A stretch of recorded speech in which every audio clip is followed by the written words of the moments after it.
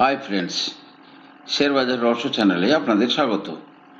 আশা করি আপনারা ভালো আছেন এবং সুস্থ আছেন। ফ্রেন্ডস, নভেম্বর মাস শেষ হয়ে গেছে, কাল থেকে ডিসেম্বর মাস শুরু হবে। তো ডিসেম্বর মাসের আমাদের যেটা প্রথম দেখা ব্যাপার থাকবে সেটা হচ্ছে কি না, অক্টোবর মাস এবং নভেম্বর মাসে যেভাবে এফআইআই সেলিং করেছে, এফআইআই সেলিং বন্ধ হোক না হোক, অ্যাটলিস্ট কম হচ্ছে কিনা। দ্বিতীয়ত, বর্তমান ইন্ডিয়ার যে পরিস্থিতি তাতে ইনফ্লেশন অনেক উপরে এবং কি বলে জিডিপি অনেকটা কমে এসছে। এই পরিপ্রেক্ষিতে আমরা ডিটেলসে যাব, রেট কাটের ব্যাপার। তৃতীয়ত হচ্ছে ব্যাংক নিফটি। ব্যাংক নিফটি কি হবে না, গ্যাপ ফিলিং এর ব্যাপারটা আছে, এগুলো কিন্তু আমাদের মাথায় রাখতে হবে। সুতরাং কালকে মার্কেট কি করতে পারে, market will react poor GDP number. Market poor GDP number যেটা এসছে সেটার জন্য রিয়াক্ট করতে পারে। তো ফ্রেন্ডস দেখুন, যখন কোনো মান্থলি ক্যান্ডেল তৈরি হবে, এবারে আপনাদেরকে কিন্তু জিনিসটাকে কিন্তু অবজার্ভ করতে হবে। আমি যদি মান্থলি ক্যান্ডেলে যাই, মান্থলি ক্যান্ডেলে দেখবেন একটা হ্যামার টাইপের ক্যান্ডেল তৈরি হয়েছে।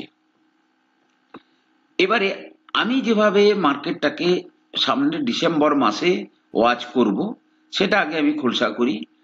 আমি দেখব মার্কেট এই যে ক্যান্ডেলের যে লো, মিনস নভেম্বরের লো প্রায় 23,263।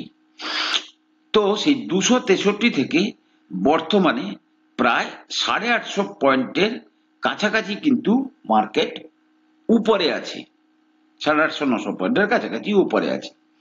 এবারে যদি কালকে গ্যাপ ডাউন হয়, তাহলে কিন্তু আমার যেটা অনুমান, যদি নভেম্বর মাসটাকে ডিসেম্বর মাসটাকে বুলিশ মাস হিসাবে যদি হয়, তাহলে কিন্তু কালকের যে লো হতে পারে সেটা কিন্তু এই মাসের লো হলেও হতে পারে। ক্লিয়ার? তাহলে পুয়ার জিডিপির জন্য কালকে আমরা কি করব, মার্কেটকে একটু নেগেটিভলি রিয়াক্ট করতে দেখব। এবারে আরবিআই মনিটারি পলিসি কবে আছে? 6 তারিখে। সুতরাং আমরা 6 তারিখে এক্সপেক্ট করব যে সিকোয়েন্স গুলো আপনাদের নিশ্চয়ই মনে আছে, যে প্রথমে আমাদের যে কি বলে গোয়েল সে আমাদের করেছিল, রেট কাটের ব্যাপারে বলেছিল, তারপরে আপনার ফাইন্যান্স মিনিস্ট্রি বলেছিল।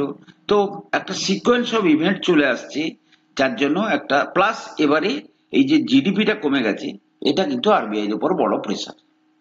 অন্যদিকে friends, Indian foreign exchange reserves have declined 48 billion in the past 2 months. Foreign exchange reserve বলতে বিদেশি কারেন্সির যে রিজার্ভ, ঠিক আছে? কারণ কি, ওটার উপরই তো অনেক কিছু জিনিস নির্ভর করে। যার যত ফরেন কারেন্সি রিজার্ভ, সে তত তার যে অন্যান্য দেশের সঙ্গে যে বিজনেস অ্যাক্টিভিটি বেটার করতে পারবে। আপনারা মাঝে দেখেছিলেন শ্রীলঙ্কার ক্ষেত্রে কি হয়েছিল, বর্তমান কি বলে বাংলাদেশে কি হচ্ছে। তো যদিও as the reserve bank of India intervened heavily in the forex market to protect the domestic currency from depreciating sharply against dollar. কারণ কি, ডলার এতভাবে ডেপ্রিসিয়েট করছে, রুপি এতভাবে ডেপ্রিসিয়েট করছে, প্রায় 84 টাকা 56 পয়সার কাছাকাছি চলে গেছে, যেটা আমাদের জন্য খারাপ। কিন্তু যত ডলার ভারতে আসছে সবই কিন্তু রিজার্ভ ব্যাংক রিজার্ভ করে রেখেছি। তারা এবারের মার্কেটে কিন্তু তারা সেগুলোকে সেল করার চেষ্টা করছে।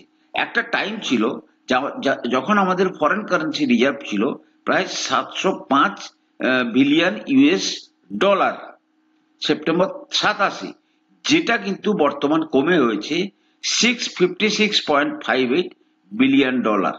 ঠিক আছে?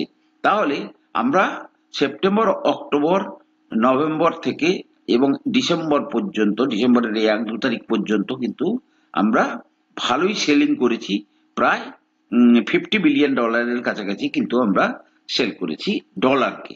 ঠিক আছে, আদানি গ্রুপের জন্য কিন্তু একের পর এক আসতে শুরু করেছে, কি বলে, ব্যাড নিউজের সিকোয়েন্স চলে যাওয়ার পরে তার একের পর এক গুড নিউজ আসতে শুরু করেছে। ফ্রেন্ডস দেখুন, প্রথমত হচ্ছে ক্রিসিল।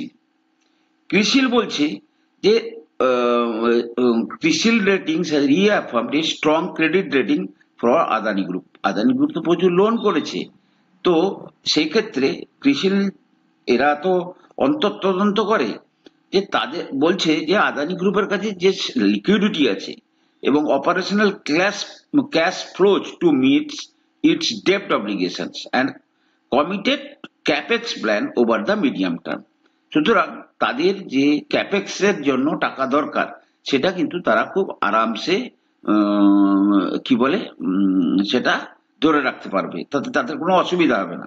সাফিসিয়েন্ট লিকুইডিটি আছে এবং ক্যাশ ফ্লো তাদের কাছে যথেষ্ট আছে।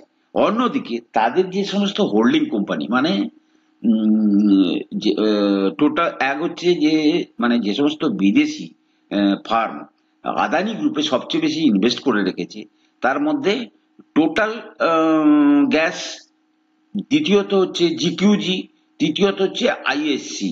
তারা কিন্তু মানে করেছে, তারা কিন্তু স্টেটমেন্ট দিয়েছে যে তারা আদানির এই খারাপ টাইমে তারা কিন্তু কোনো নেগেটিভিটি দেখছে না, যাতে করে তারা তাদের হোল্ডিং আদানি গ্রুপের শেয়ারগুলোতে কমাতে পারে। ওকে, তাহলে আদানির জন্য, এবং দেখেছেন আপনারা আদানি গ্রুপের শেয়ারগুলো কিভাবে খুব তাড়াতাড়ি কিন্তু বাড়তে শুরু করে দিল। রাশিয়া ইউক্রেন ওয়ারে একটা নতুন টার্নিং নিয়েছে, সেটা হচ্ছে কি, লেটেস্ট যে রাশিয়ান অ্যাটাকে ইউক্রেনের অবস্থা কিন্তু খুব করুণ হয়ে গেছে, কারণ ইউক্রেনের প্রায় 1 কোটি বাড়িতে কারেন্ট নেই, অর্থাৎ মানে তারা আর ওখানটাতে এখন ঠান্ডা পড়ে গেছে, এবং যার জন্য জেলেনস্কি অর্থাৎ ইউক্রেন প্রেসিডেন্ট সে কিন্তু একটা এই যে on Thursday Ukraine first war time tax increases as the war against Russia reaches its 34th month. The government is raising the war tax for residents to 5% from 1.5% paid currently. অর্থাৎ তাদের যে war ট্যাক্সটা লাগছে সেটা বাড়িয়ে দিয়েছে, যার জন্য কিন্তু ইউক্রেনে কিন্তু এখন মানে ঘরোয়া ভাবে তাদের উপর মানে প্রেসিডেন্টের উপর প্রেসার দিচ্ছে যে এই যুদ্ধটাকে বন্ধ করা হোক। আর জেলেনস্কি বলছে যে যতটা রাশিয়া দখল করে নিয়েছে করে নিক, কিন্তু যতটা আছে ততটা অ্যাটলিস্ট আমাদেরকে ন্যাটোর সঙ্গে মিলিত হতে দিক। যাই হোক, এগুলো দেখুন ফ্রেন্ডস, মার্কেটে কিন্তু সমস্ত খবরকে আপনাকে মোটামুটি অ্যাটলিস্ট আপনাকে নোটিশে রাখতে হবে, কারণ কি কখন কিভাবে হঠাৎ করে মার্কেট পড়ে যাবে আপনি কারেন্ট বুঝতে পারবেন না, দেন সেটা ঠিক কথা নয়। অন্যদিকে আর একটা ইভেন্ট নিয়ে ডোনাল্ড ট্রাম্প কিন্তু আবার গর্জন শুরু করে দিয়েছে। কি ফ্রেন্ডস, আপনারা জানেন ব্রিক্স বলে একটা গ্রুপ আছে, Brazil, Russia, India, China, south Africa, তাতে আবার আরো কিছু কিছু কান্ট্রি, ইজিপ্ট খুব সম্ভবত, ল্যাটভিয়া, এরা ঢুকছে। এবারে এই Brazil, Russia, India, China, south Africa, এদের মধ্যে এই যে ব্রিক্স কান্ট্রিগুলো, এরা নিজেদের মধ্যে একটা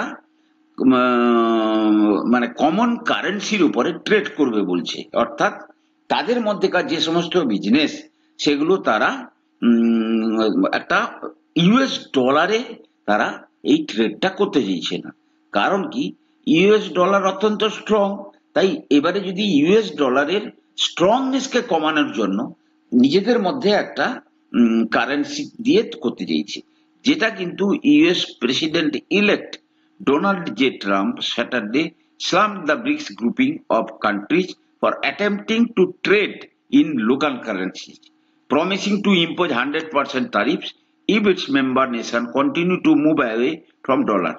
যদি ব্রিক্স কান্ট্রি, ইন্ডিয়াও তার মধ্যে আছে, ডলার বাদ দিয়ে তাদের লোকাল কারেন্সিতে নিজেদের মধ্যে ট্রেড করতে শুরু করে, আমরা ওই সমস্ত দেশ থেকে যে সমস্ত জিনিস আমাদের দেশে আসবে তার উপর 100% ট্যারিফ লাগিয়ে দেবো।